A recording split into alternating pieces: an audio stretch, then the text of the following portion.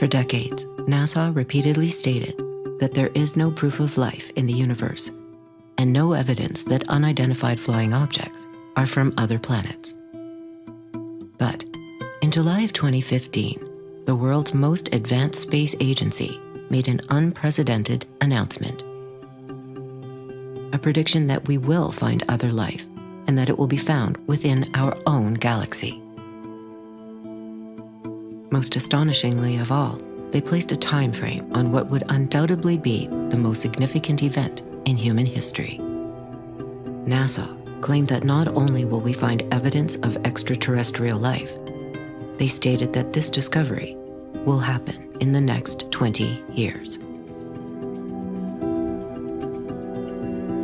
The American Broadcasting Company and affiliated stations present Headline Edition with Taylor Grant. Today's edition presents a roundup of the latest developments in the finding of a flying disc.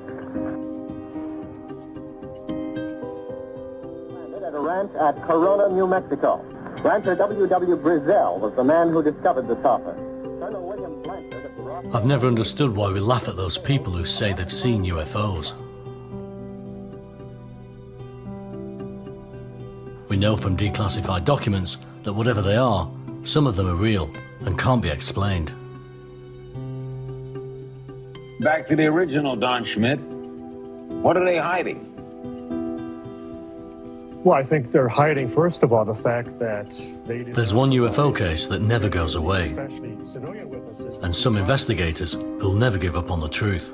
it's one of the reasons that we encourage the witnesses to come forward, because after all... I'd made contact with Donald Schmidt. He was still digging for evidence at the most famous crash site in UFO history. The fact that they threatened these people, that they went into their homes... I'd spent years trying to get access to those last living witnesses, and eventually, I found my way in. Actually threatened physical violence if they should ever talk about this. It's hardly... After a lifetime of wondering, I was going to Roswell.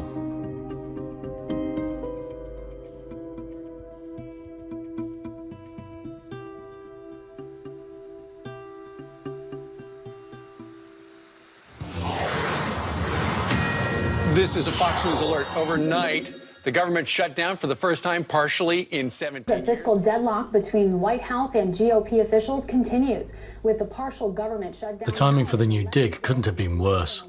The US was in shutdown.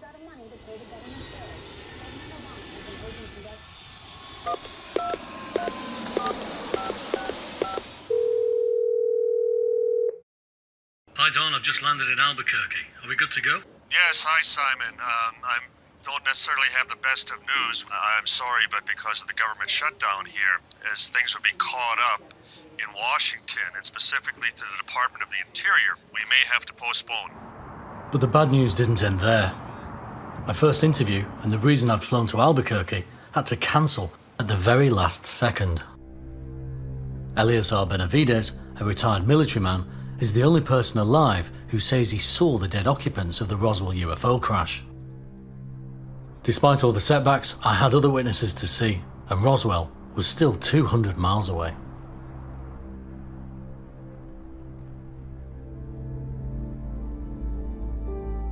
The Roswell incident is the most documented case in UFO history,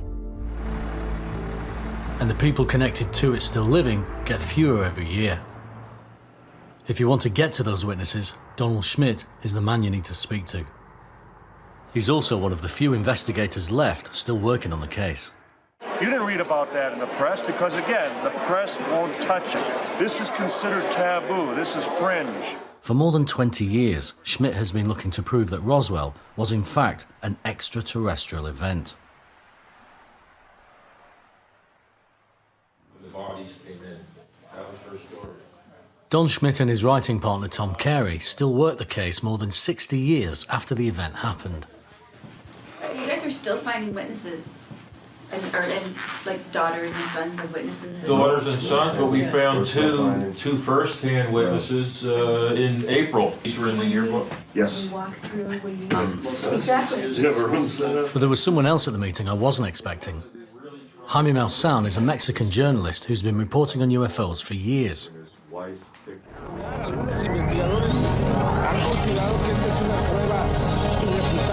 Televisa.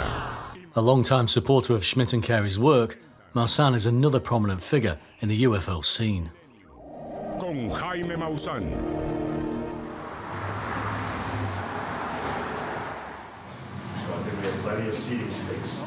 So the dig was back on, and Schmidt was busy prepping the troops.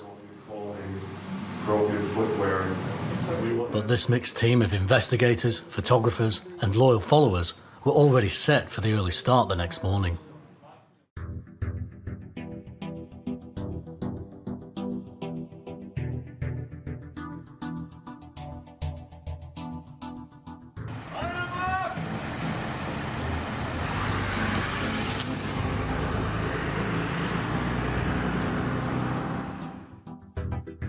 Searching for fragments of a real flying saucer felt a long way from reality. But Don meant business, and he kept the precise location coordinates a closely guarded secret.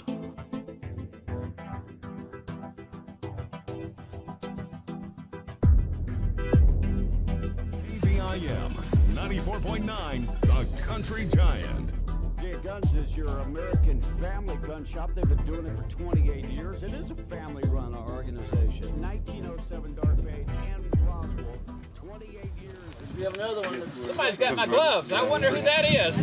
You need them? Somebody didn't plan ahead, did they? How confident are you in the position? The actual... This being the site? The two positions you've just pointed out now. It's where we left off last time. So we're going to work down to the end of that flag, and as I described, each grid we're going to and then move out. And so because we've already mapped out the site, we've laid out a grid in the past. And now it's the focus on this one area that's been the most promising. Can you take a look at this one here? While the team got to grips with technicalities, I thought I'd see what Jaime Maussan had to say about the dig. But he was more interested in telling me about new evidence on Roswell, some old pictures that showed strange-looking bodies. Do you know about the photographs that they found? There are two photographs, two slides, where you can see the bodies. But there is something in the photographs that they don't trust. They are codified, and they don't know what it says. And they are afraid this could be a hoax or a trick or a catch or something just to expose them as fool. And I say, why don't you release them now? And they said, we have to be very careful because we don't want to be exposed. I'd been tipped off about slides of a dead alien back in the UK. And as dubious as it sounded, there was obviously more to it. But I'd got someone to see back in Roswell. His father had been on the base in '47 at the time of the crash. He'd never spoken on camera before.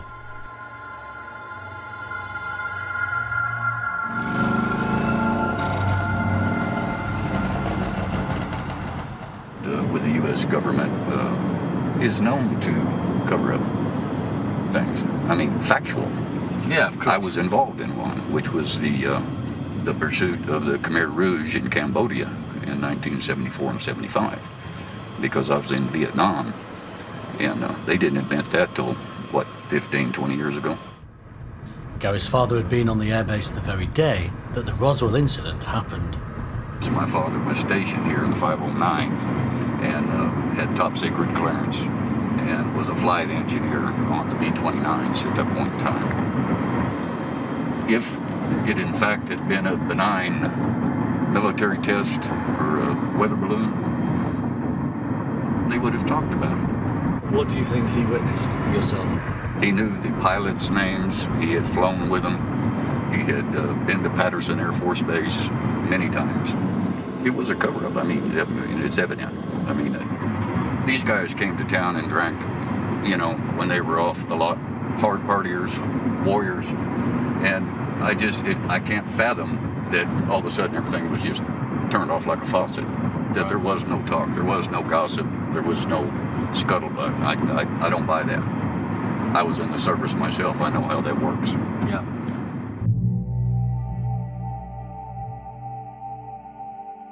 We all tend to agree that the older people that were here at the time that were subdued or coerced or threatened, that they were shut down for a reason.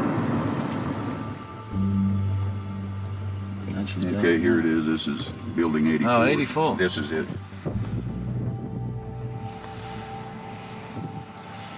Gary had more to say, but it had to wait. I had someone else lined up who'd also never spoken on camera before. The once son-in-law of Dan Dwyer, a fireman who saw the UFO wreckage. I heard this story from Dan Dwyer in 1959. I was going to the Army, and I was out in the front yard with him. He said, I want to tell you something, Ken, that people don't talk about, but it involves the alien incident. Our fire crew from the Roswell Fire Department was one of the first on scene. He said, when we got there, we've seen things like you've never seen before. There were two, I'm going to call them creatures, the way he described it. They were dead. And there was pieces scattered all over the pasture. Within 2 days, government people showed up talking to the families of the people that had been on site, and were told to keep their mouth shut, not to discuss it with each other or anyone, or basically the families would be split up. They'd never see each other again. That was the threats. It scared the heck out of the kids.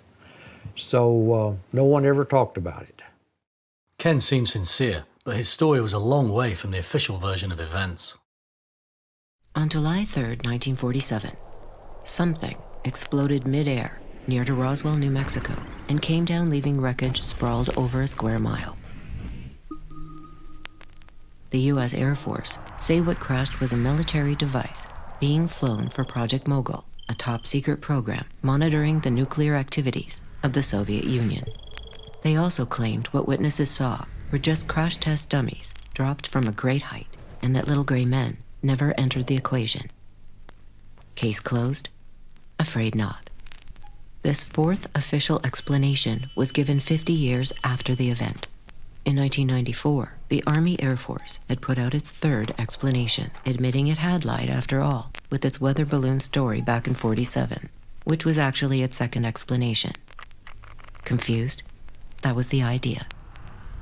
In 1947, 3 hours after its first press release, the U.S. Army Air Force, as it was then called, claimed that this first statement, the one admitting they had retrieved a real flying saucer, was also incorrect, and that it was nothing more than a simple weather balloon. All in all, 4 official explanations over a 50-year period, and officially 3 sets of lies admitted to by the military themselves, all on record. It was the last day of the dig, and it seemed like the pressure was on to find something. Turn-by-turn coordinates on getting out there. So I had to go on well, it was. I turned on my computer.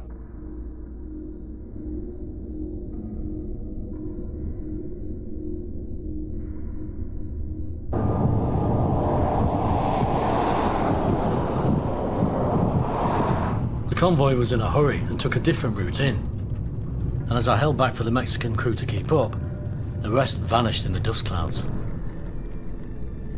Within minutes, we were lost. Is this it? Is this it? The only man with coordinates had left us behind, and there were roads to nowhere in every direction. Yeah. So pretty difficult.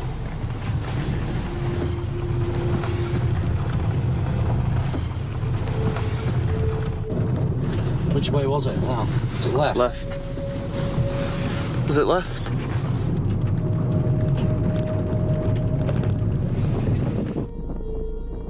We were miles from civilization, and we'd been lost for nearly an hour.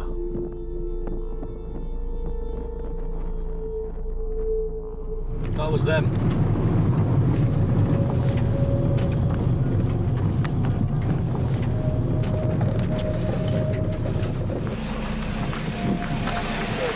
Just stay with us now. Yes, please. Guys, Get slower, what? please. What happened?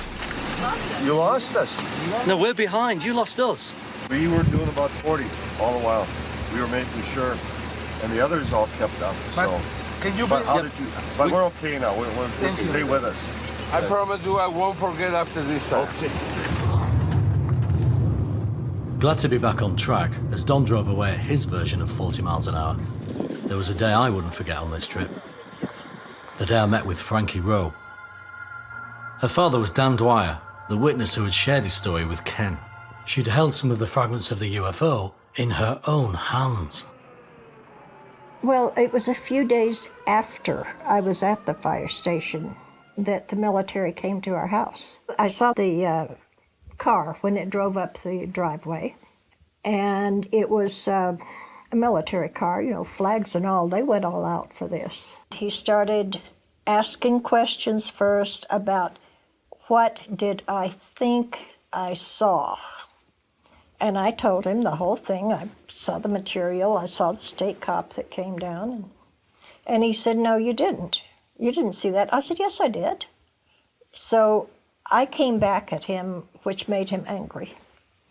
And he's very emphatic about it, beating his hand with his nightstick and telling me I didn't see all this, so I didn't hear it, and I didn't know about it.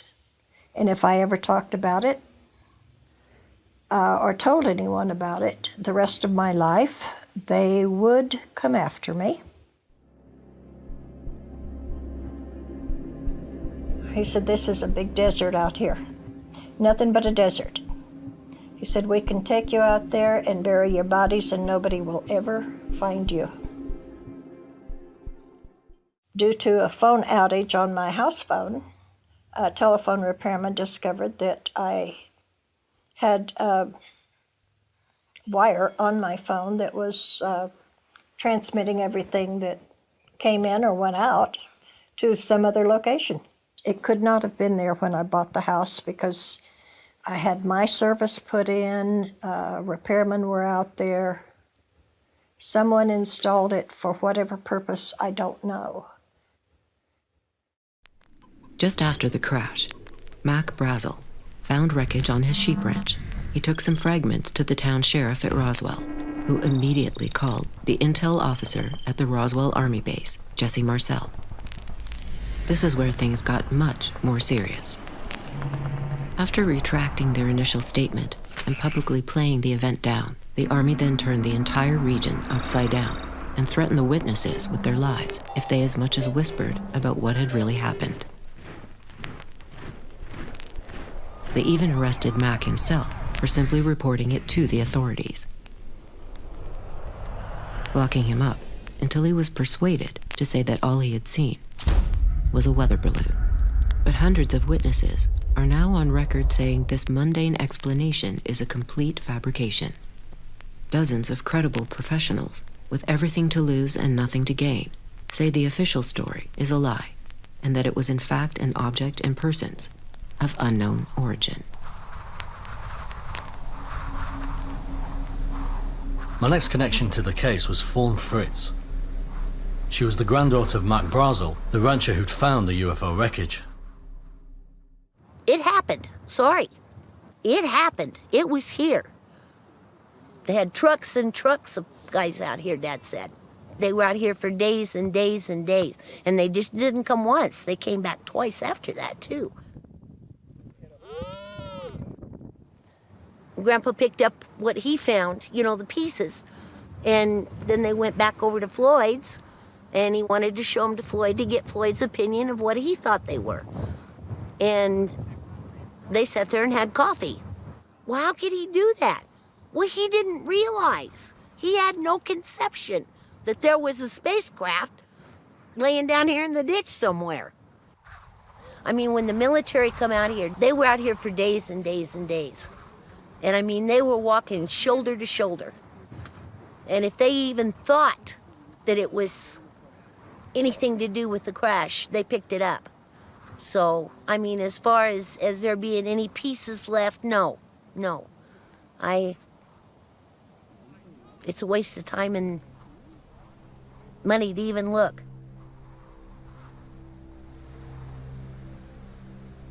That's a big, chunky piece. Actually, that's a nice artifact because that's a big, chunky piece.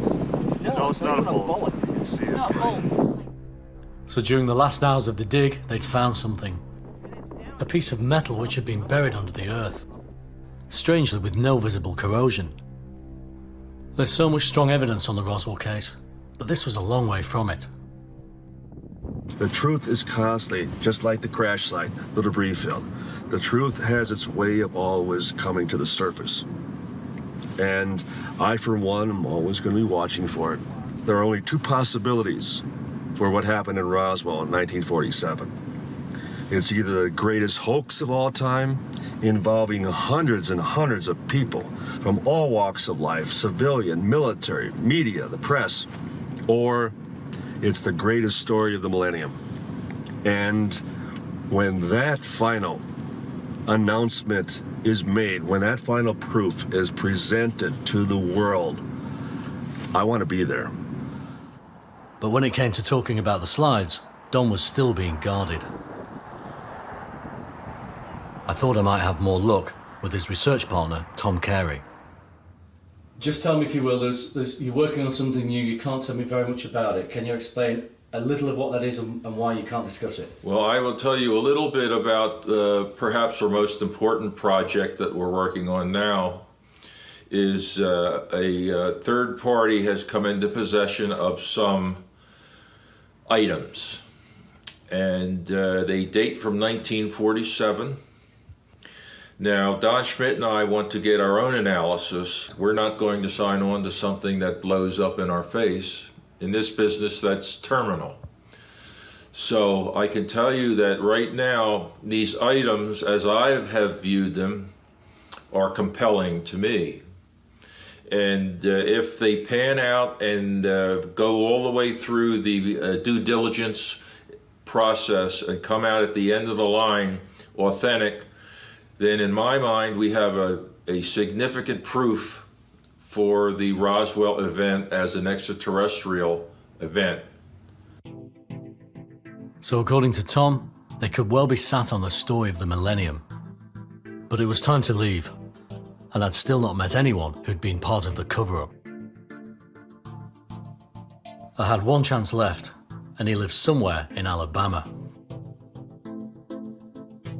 He's the only surviving member of the aircrew who flew the wreckage to a secret government location. I hoped if anyone could tell me what happened on that July day in '47, that it might be this guy, Arthur Ossipchuk.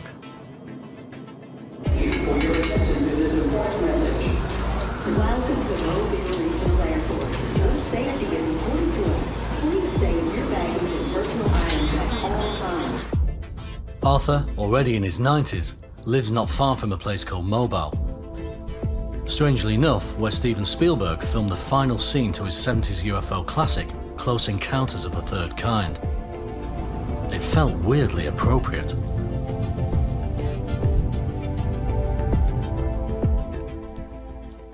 I'd worked years for a day like this, and I couldn't wait to hear what he had to say. I spoke with Arthur while he was at home with his family. I was a side gunner, and then I had the right gunner.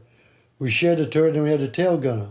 Ozzy and his crew had had the highest top secret clearance in the military. The 509th Wing Command Group were responsible for carrying the atomic bomb. Whatever they wanted to move from the base was top secret. But what shocked me when we took that plane over, got the plane over the pit, it was covered, and then they covered the bomb bay doors, and they wouldn't listen. They told us to get off the airplane.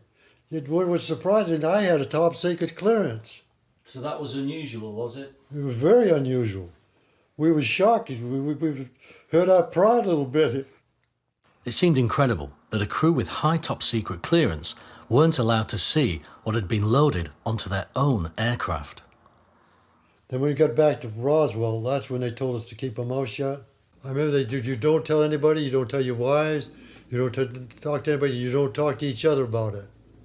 No one knew about this mission when we went for. It was all secret. See, none of the base crew members knew about it, because we never talked about it. They really scared us when they come back. But this was the most top secret thing I ever seen when I was in the Air Force. take good care. Hang in there now. I will. What had they flown to Fort Worth, Texas? You too, sir. We might never know. Take care. Don eventually agreed to set up a meeting with the owner of the slides, but he still wouldn't give up the contact details of the last witness. I will contact Elazar, and then I will also talk to the owners of the slides. I just hoped it wouldn't take too long.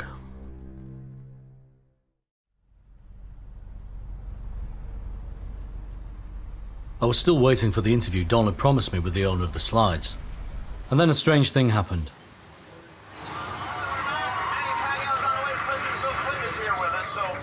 If I was president, and I won't be, let's be honest, the first thing I would do after putting my hand on that Bible and taking that oath to serve the country is I wouldn't even probably finish the oath. I would run to the White House. I demand to see all the classified files on the UFOs. Because I want to know. I'd want to know what has been going on. Did you do that? Sort of. Sort of. Yeah, we had... I think it was at the beginning of my second term, we had the anniversary of Roswell. I knew we'd get, gazillions of letters, so I had all the Roswell papers reviewed, everything. If you saw that there were aliens there, would you tell us? Yeah. You would. A US president had admitted on national television he'd asked to see the Roswell documents. The connection between UFOs and US politics wasn't going away.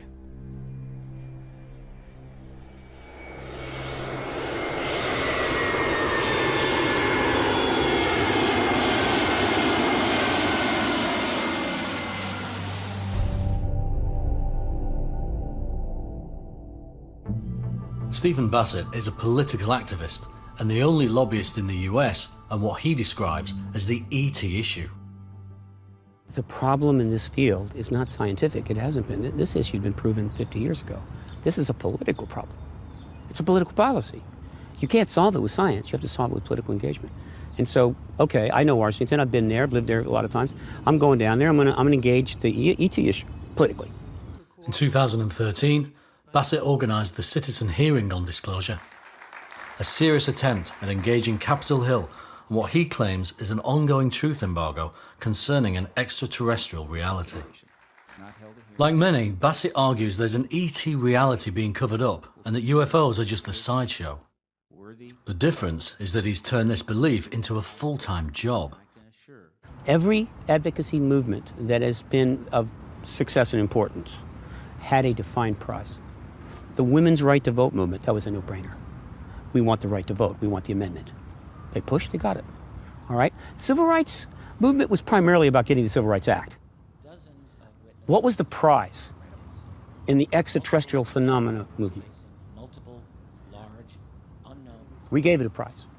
And that word turned up, started to emerge in the very late 1990s.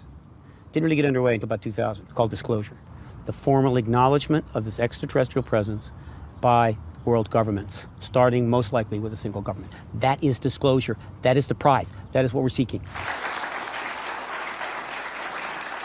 I wasn't sure if this was inspired, brave, or completely insane. Maybe it was all three. Richard Dolan is a respected author and UFO researcher who began as a political historian. I wanted his take on US politics and UFOs. It wasn't really until the United States Freedom of Information Act became significant in the late 1970s that some researchers were able to, as it were, shake that tree and documents started falling out. When you have objects described in formerly classified government memos as being disc-shaped, as invading sensitive airspace, as being able to outperform our best interceptors, and when you can see from the tone of the memos that this is a very serious matter and how could it not be, then clearly there's something important happening. You would wonder, well, great, so where's the larger public discussion about this? This is really interesting information. And I've been asking myself that question ever since I've been in this field. My conclusion is that there's been a tremendous amount of control and manipulation over what we call mainstream media, over our political institutions, academic institutions, and I think that's really what's happened.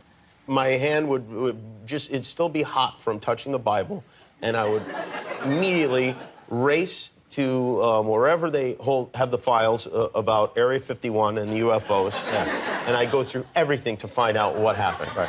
Did you do that? That's why you will not be president. Because that's the first thing that you would do. The aliens won't let it happen. You reveal all their secrets. They exercise strict control over us. When a president or a former president appears on a TV show like that, nothing is left open to chance, not a single thing. So clearly Obama's people and Clinton's people made an arrangement and said, we're going to talk about these few things here. So what we really want to be asking is why would Barack Obama and why would Bill Clinton want to talk about UFOs with Jimmy Kimmel? It was a good question. Stephen Bassett had some ideas on the answer. It went back to ties between the Clintons and one of America's richest families, the Rockefellers. Lawrence Rockefeller approached the Clinton administration on March the 29th of 1993. He's a billionaire friend of the Clintons, big donor to the Democratic Party. He approached the administration with the intent of convincing President Clinton to release all of the UFO files. And thus began the Rockefeller Initiative, which lasted for 3 years. Meetings were held amongst researchers, many of which are still alive, at Rockefeller's ranch in Wyoming. Then the Clintons went out in '95 and met with Rockefeller at that ranch, where this was discussed. By October of 1996, it had run its course.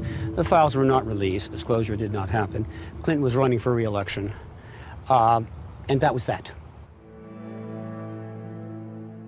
16 months after President Clinton was out of office, his former key advisor and chief of staff, John Podesta, came to the National Press Club and introduced a new organization called the Coalition for Freedom of Information.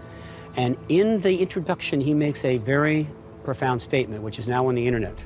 I think it's time to open the books on questions that have remained in the dark, on the question of government investigations of UFOs. It's time to find out what the truth really is that's out there. We ought to do it really because it's right. We ought to do it because the American people, quite frankly, can handle the truth. And we ought to do it because it's the law. Who does Barack Obama pick to be his chairman of his transition team to create the new government? John Podesta, who called for the release of UFO files twice and was involved in the Rockefeller Initiative. And they get together, and who do they pick to be the Secretary of State? Hillary Clinton. So with all of that background, now someone can understand why, with the Rockefeller Initiative imminent, possibly as major news, and them having to answer a whole lot of questions, Podesta puts out that tweet. So there it was, an undeniable connection to UFOs, all the way to the White House and beyond.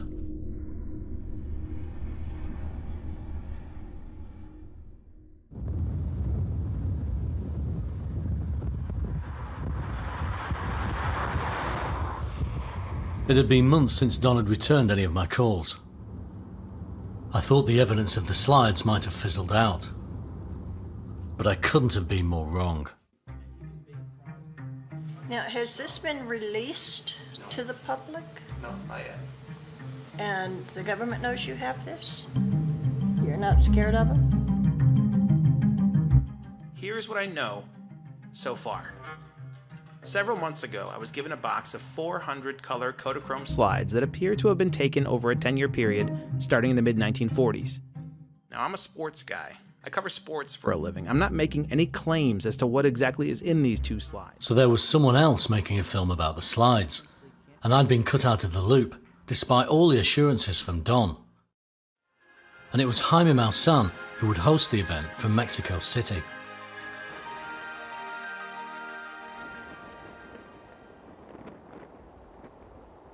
After being kept waiting for more than a year, it felt like I'd been hung out to dry. Whatever the reason, I wanted to know why. I had to go to Mexico.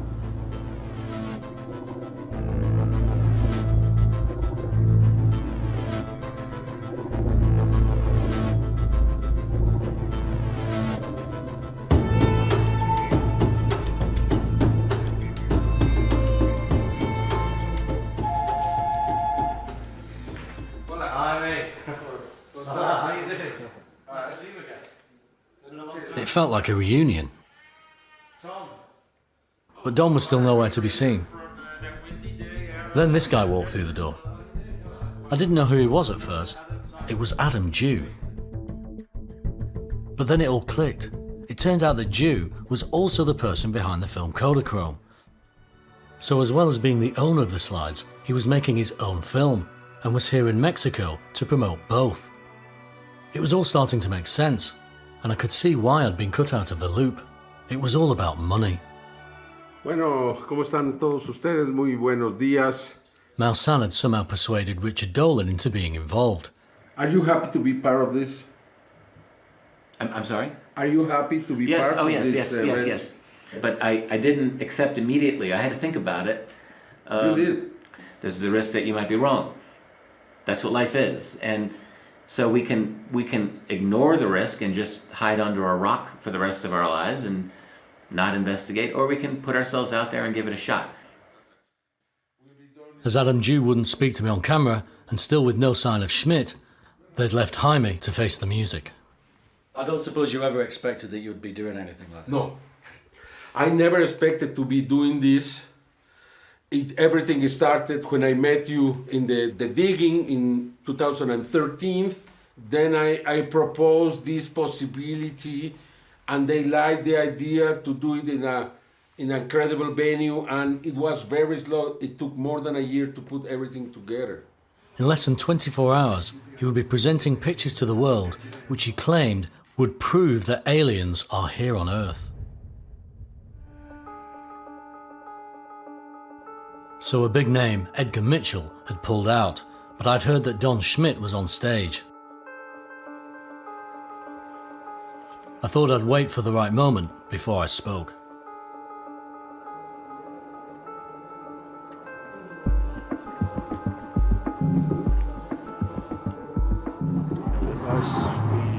We do mention many names. So you'll just repeat them as you hear them. So they'll be pronounced correctly. Despite waiting 18 months and travelling thousands of miles, my patients had to hold out a bit longer. Outside, up to 10,000 people were waiting to see pictures of what they thought could be an alien body.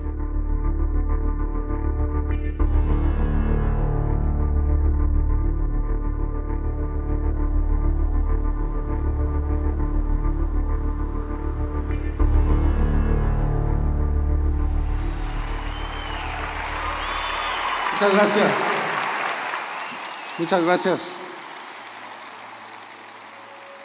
Muchas gracias por estar aquí en una noche histórica, una noche que hemos esperado por tantos años y finalmente tenemos la evidencia que hemos esperado todo este tiempo y con la cual queremos influir determinantemente en la aceptación del fenómeno extraterrestre.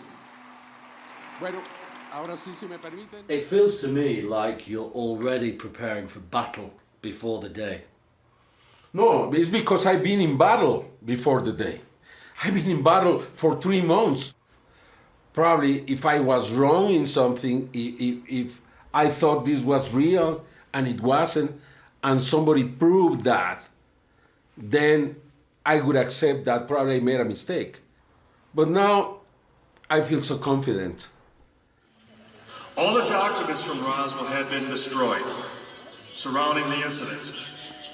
And if we believe that, as Congressman Schiff did, we realize that we were really getting close to something extremely sensitive, extremely classified. People like Don Schmidt and Tom Carey, they have dedicated their life to do the Roswell investigation more than anybody else. How can they think that they are so dumb that they are going to present a mummy or a child or something? Do you think it's possible that they're doing it because they think the subject is so serious that something like this might damage the subject? Honestly, some of them think, especially after the Santilli autopsy, after 20 years, somebody's coming back with the same, lie. Then they think that they should stop us some of them before we damage this phenomenon for them. There's going to be a very obvious criticism that's going to come from one direction. And the direction is, you're making a lot of money out of this event, or you might be. No, I am risking so much money. I don't know if I'm going to get it back. I don't care. Just the auditorium cost you more than $100,000, $130,000 for one day. And the tickets and the rides that I had to pay, and the stage, and the production, and the cameras, and everything else. It's a lot of money, my friend.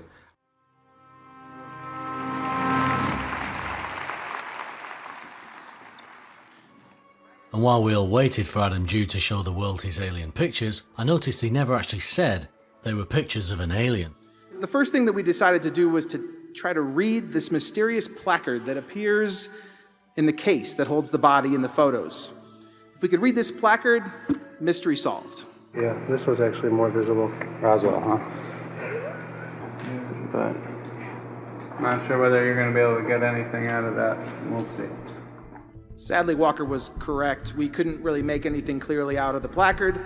There's a list of several others who made an effort but didn't have much luck. A mysterious placard that couldn't be read. Kodak also recommended that we show the slides to a certain Kodachrome historian in Rochester. Photographic specialist that didn't want to be named. Was this all he had? Apparently not. If you think you might have pictures of an alien body, you want to show them to someone who claims that they've seen alien bodies. He was a private first class at Roswell Air Force Base in July. It was Elazar Benavides, the Roswell witness I'd been waiting to speak with since 2013. A copy. I just say, if this is a copy, they did pretty good. Las dos fotografías están ligeramente fuera de foco, ligeramente movidas, como si hubieran sido tomadas deprisa. Es así que vamos a ver primero esta imagen. Por primera vez se exhibe a un público, aquí a ustedes, y también a través de internet a todo el mundo. Nos están viendo en este momento de todo el mundo. Vamos a ver finalmente la imagen. It was definitely a strange-looking body, but proof of aliens? According to the science, yes, and there was lots of it.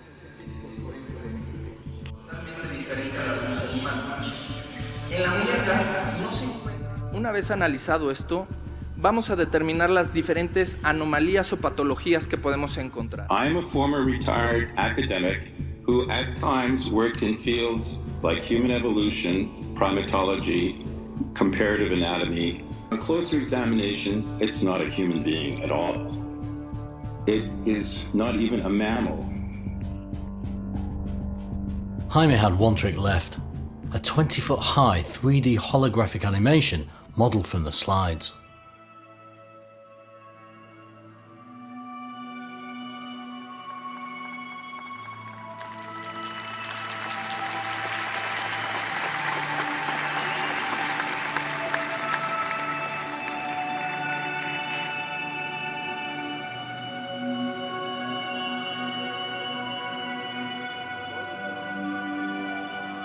The whole thing had lasted over 4 hours and had felt totally surreal.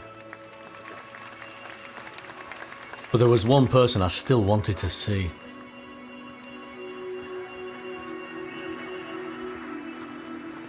I can assure you, as of tonight, all the attacks are going to come from the United States. Certain people who said, well, just release it, just come out with it. And if that would have been the case, if we would have just released the files to our peers, there would have been two camps. Those who want to believe that they're genuine, and those who, again, whose agenda is strictly to destroy. But we took our time. There was analysis, there was investigation. Biggest problem we ran into in the States was we couldn't get anybody to look at these. I mean, it's true, we can't prove. I think we can. But by eliminating what it isn't, I mean, that's all that's left. That's all that's left. Negative. No, that's all that's left. That's all that's left. Don't be so negative. We go home this week, and we're going to have, our friends call for our heads on a block. I mean, we're not stating, it's alien, but the point is, what else could it be? So in a room full of people, I finally got to ask why he'd stopped all the contact. I've written 8 chapters of the next book in the last 4 months. I just had 2 performances of Elijah, of the professional choir group that I sing with. We're redesigning the museum in Roswell. And because I'm an advisor to the board, I'm totally involved in how we're redoing. And that, seemingly, was that. Is there anything you think you could have done differently, or you feel? What else? Bring the body. What else can you do? Tell me. If they say it's a mummy, where is the picture? Where is the mummy? If they say anything, they have to prove it, my friend. I think it was very solid, very well supported. That is all I can say. I couldn't argue with him. Whatever people felt about it, Jaime Maussan had just put on the biggest show in UFO history.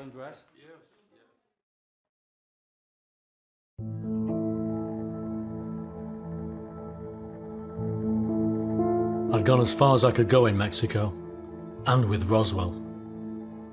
Being amongst the UFO scene is like living inside a bubble. And bubbles always burst. A group called the Roswell Slides Research Group had used a deblurring process to look at the placard that was visible in the slides, and within hours they were able to decode it, to deblur it, and were able to read it well enough to realize that what we had was... Schmidt had told me that the long wait had been so they could perform due diligence analysing the slides. But members of the public had made more progress in 1 day than their scientists had made in 3 years. And the online UFO community were out for blood. It was just a matter of hours before some of the very clever people in the Roswell Slides Research Group, who had access to some sophisticated software, and when I say sophisticated, I mean software that's available for most personal home computers, they were able to de-blur the writing on the slides almost immediately. We managed to acquire a copy of a high-quality image of the placard. And that's when things started rolling. One of our members named Nab later, I remember him showing a picture, and it sort of said something of 2.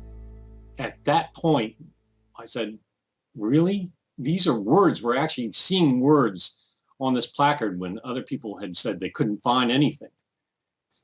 Within a couple hours, we had come up with mummified body of 2-year-old boy. Whatever secrets the US government has on UFOs, events like these surely serve to keep the ridicule factor as high as it can go. Tom Carey and Don Schmidt, who I was working with at the time, mentioned nothing to me about this. They never said a word about it. I don't know why I was cut out, other than they may have thought I'd have been overly skeptical about the slides showing an alien creature. Not long after, even more paperwork and a second picture surfaced, which seemed to bury the case for the slides once and for all. Adam Dew had gone to ground, presumably richer, and Schmidt had started to make a U-turn. Once again, they'd left Maussan to face the music alone. It's not the same size. It's not the same length. One is 29 inches, the other is 47 inches. It's a big difference. I'm sorry. I want you to look at the new picture and the old picture and tell me, where is the hand? Where is the hand? There are so many people saying that I did it for the money without any proof. Any proof. They don't know how much I won. They don't know how much I lost. They don't know anything, but they talk and talk. I can tell you, Simon, that I lost money in this event, period. And I can prove it to anyone who has a good reason to know. I am tired of the personal attacks. I'm not a criminal. I am really an honest, and I have integrity. I never did meet a cosmic whistleblower with definitive proof on UFOs. When it comes to Roswell, maybe all we can do after all is listen to those people who are closest to it.